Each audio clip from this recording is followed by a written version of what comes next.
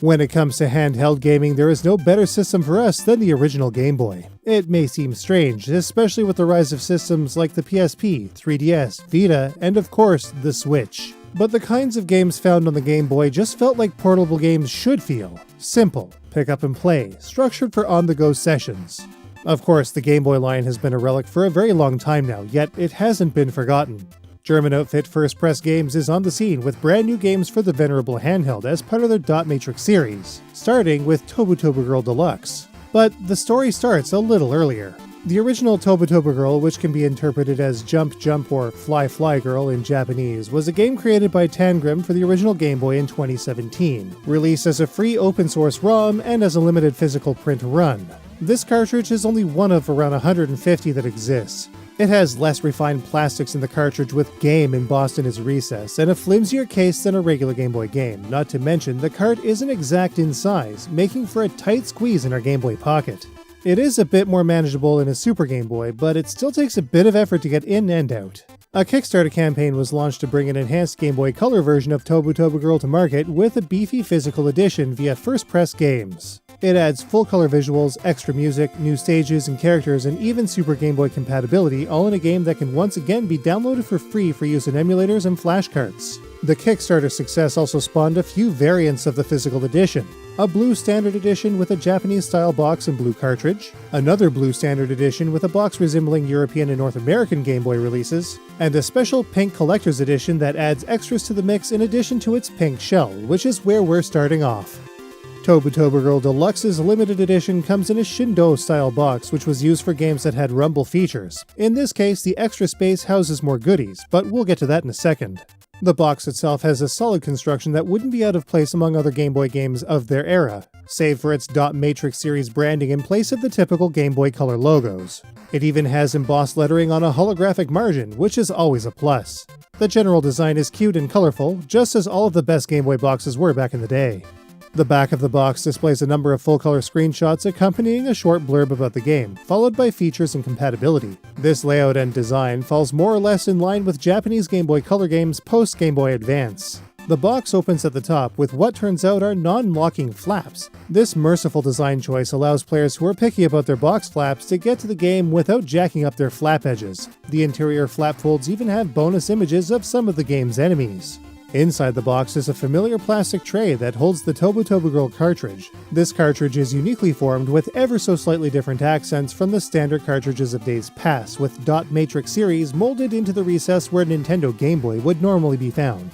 Both the cartridge and its clamshell are composed of high-grade plastics that feel, for all intents and purposes, like the real deal. The cartridge is also spec'd to as close to the exact size of a Game Boy cartridge as it can be, allowing for a much better fit. Tobu Tobu Girl Deluxe also comes with a colorful manual, featuring all kinds of cute art and extra content beyond its core instructional information. We miss the halcyon days of getting color manuals with our games, and Tobu Tobu Girl Deluxe does not disappoint. But you know what else we miss? All those posters we used to get too, and wouldn't you know it, there's one included here as well.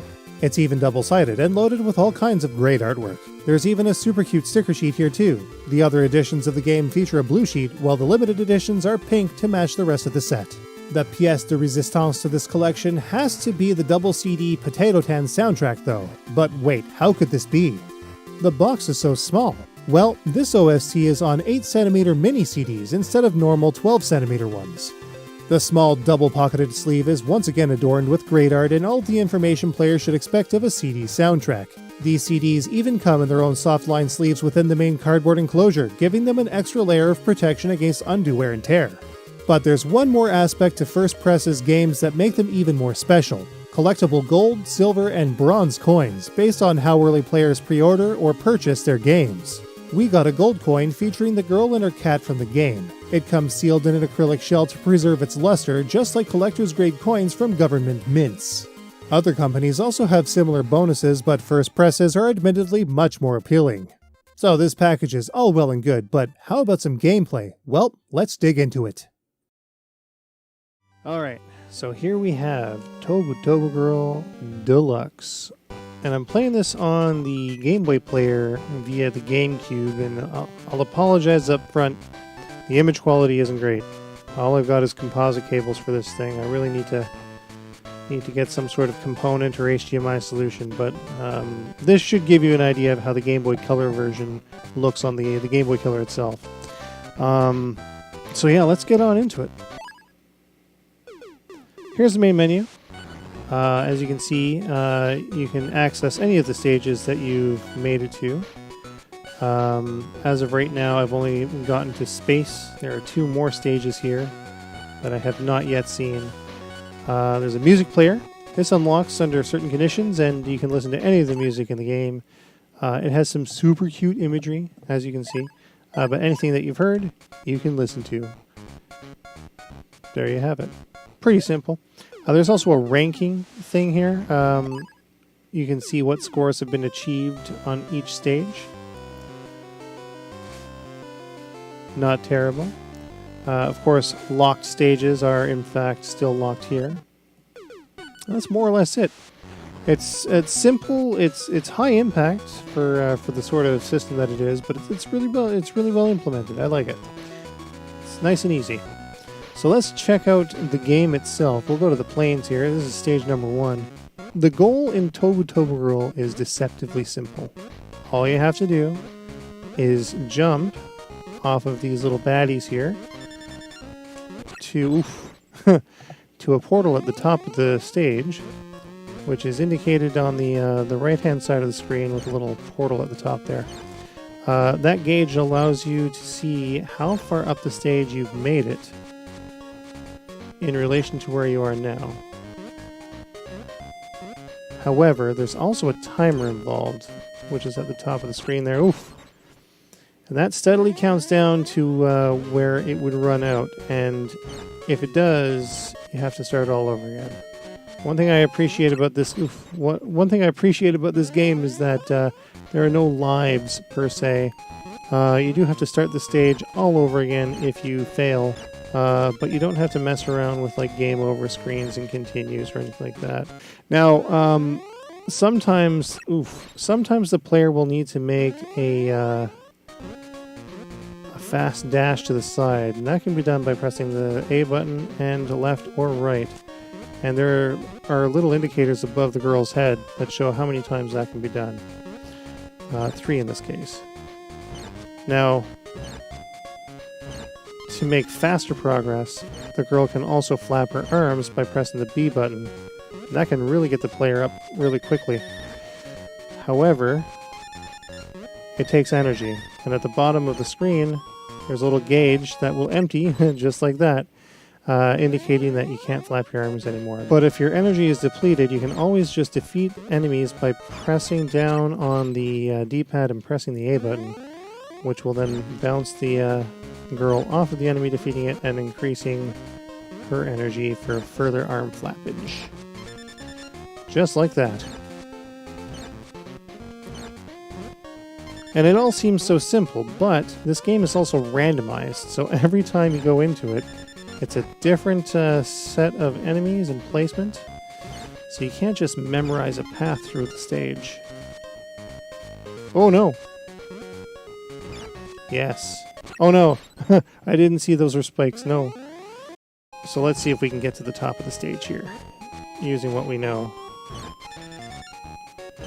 And with this terrible D-pad. Oh no! Alright, this is getting a little aggravating. We should go over to the Super Famicom. Alright, so we're on the Super Famicom now using the Super Game Boy 2, and as you can see here, there is actually a custom border for Tobu Tobu Girl Deluxe through the Super Game Boy. So that's a pretty cool feature that they added in. Looks a lot clearer too, if I'm totally honest. Super Famicom obviously has the advantage of being a system with a great D-pad, so we should be able to make some decent progress this time around. So here we go. So far we're making good progress. There you have it. Simple as that, right?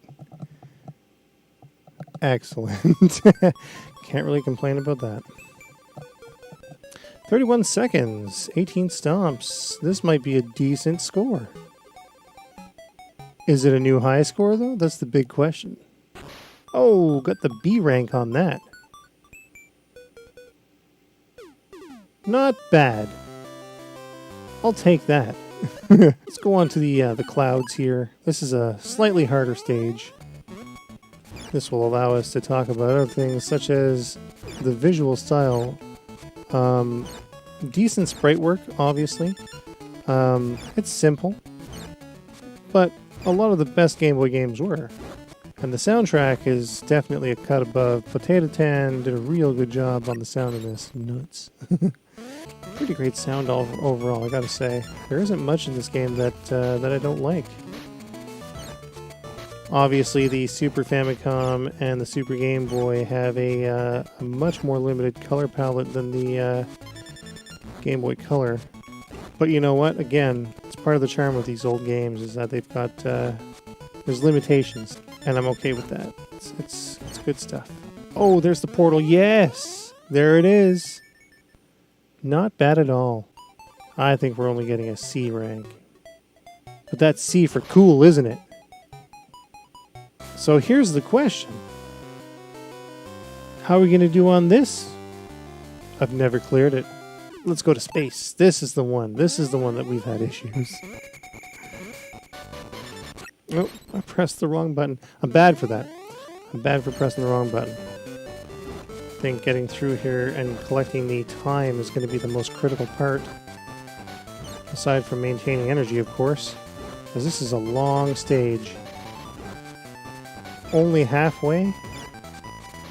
I did end up making it a little past the halfway point, though. That's not bad. Getting through those ghosts is going to be a real challenge. It would be super cool if I got through this stage on this playtest, let me tell you. Oh, but that was not going to be the time.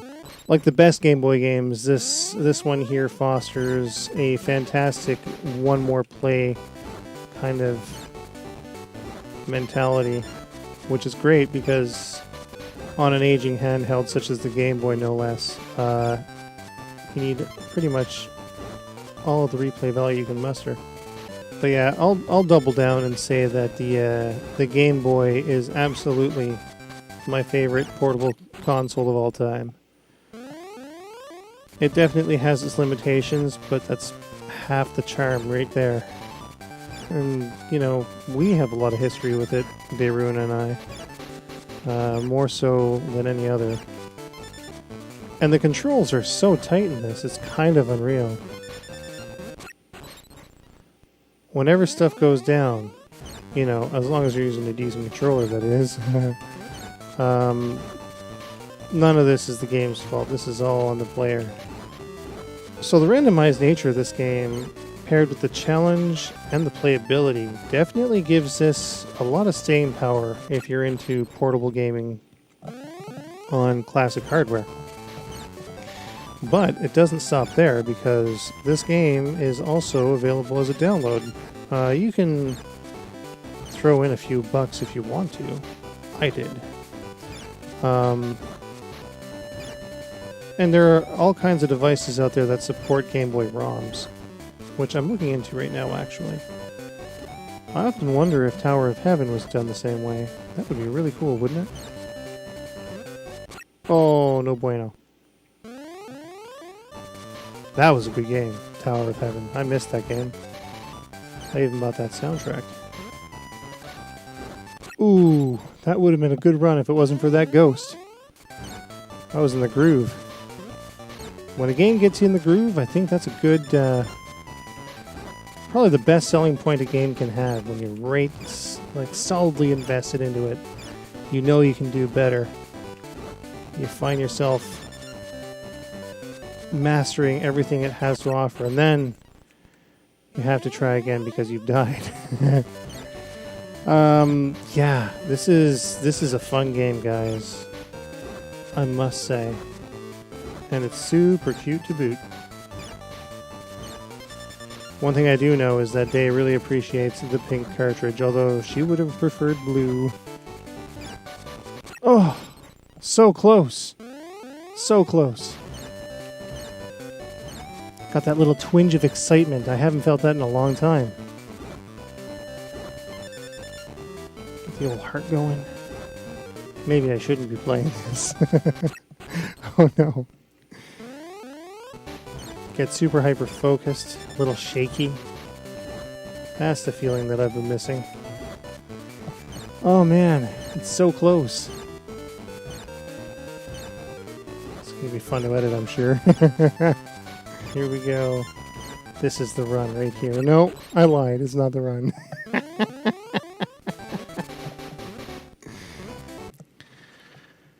Alright. I thought we should take a look at the original Tobu Tobu as well. And just to sort of give you a bit of context to where Deluxe came from and such. So we have here, this is running on the Super Game Boy too, by the way. Just your basic color.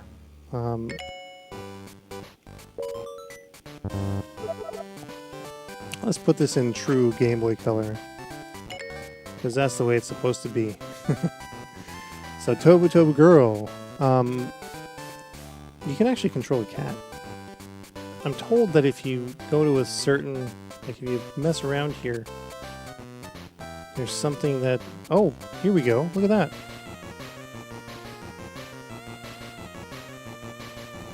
I must have to avoid everything. Oh no.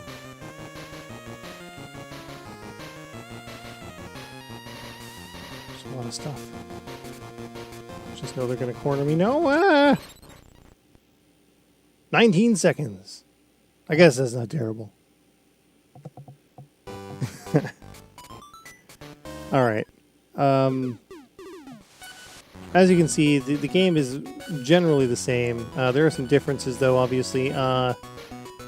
There's only 4 stages instead of 5. The graphics here are much more simple than in the Game Boy Color version for the ranking. I did get a pretty decent score on stage 1 though. It's pretty cool. This one more or less has a permanent spot on my Game Boy Pocket. I like to put it in this guy here. It's actually a German Game Boy Pocket, which is kind of neat. Found it at a thrift store, which is pretty nifty. And it's in great condition too.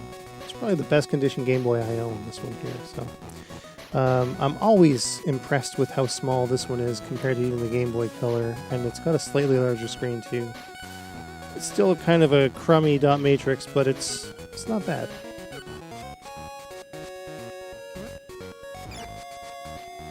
Yeah, there we go.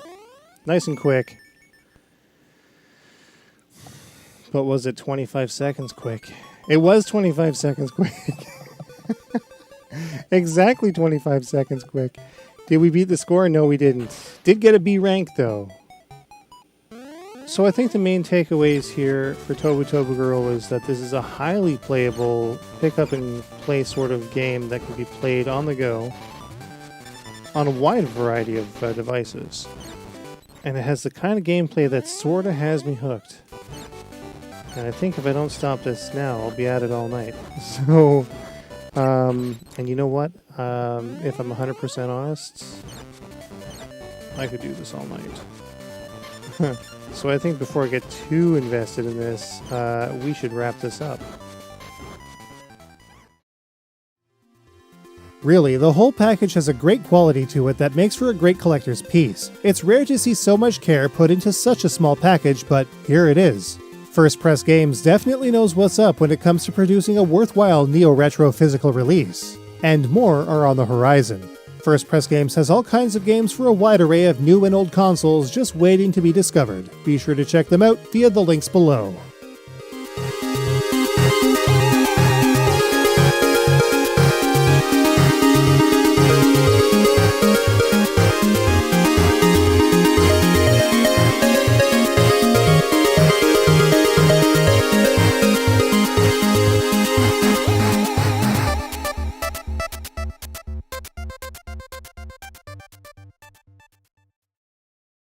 It's my biggest fan.